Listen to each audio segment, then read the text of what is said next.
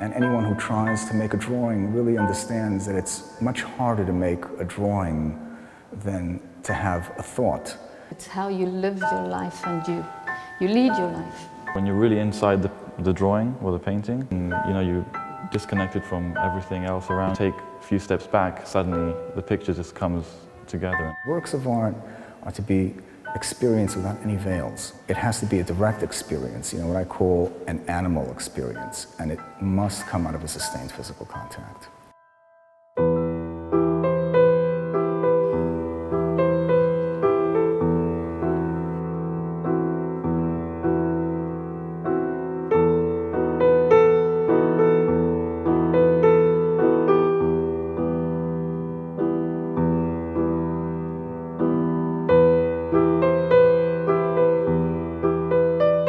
This school has established itself as a very strong presence in Israel. In a way, it has become a counterweight to many of the other academies that exist throughout the country. The change was a tremendous change, a very deep change in the feeling, in the acceptance of figurative art, of realist art. The whole school is based on the idea of what I call sustained physical contact. And as I say, sustained, meaning it's not this momentary thing garnered from a book. It's something that you're in constant dialogue with. The whole way of learning painting in this school is very much based on abstraction of objects. Painting from the real became something which is challenging aesthetically and challenging intellectually.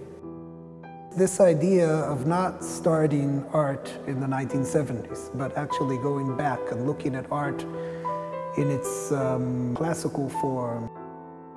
So it's not only about art, it's about understanding reality. So it has even, I would say, a moral issue there. Some of the qualities of the tissue. And I encourage you to, that kind of... These interstices. No, it's good. I mean, the fact that you... Can I take that? That's almost not a slip, it's like a rock. It's all abstract. The whole thing how it leads you in from that. You're right. Wow, let me see. It's really very beautiful.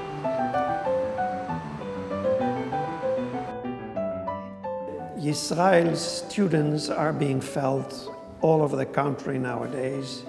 They are being already collected by museums, they're being seen in galleries, and something wonderful, I'm sure, will come out of this.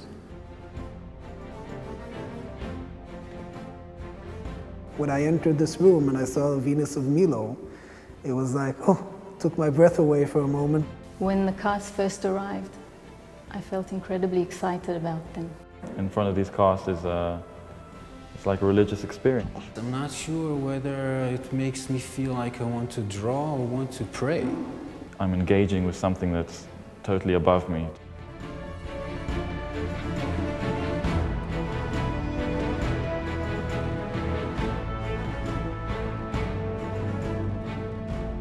I'm really in love with the Pantheon friezes. I find the movement and the rhythm just a very good idea for drawing and painting, apart from being beautiful things as objects.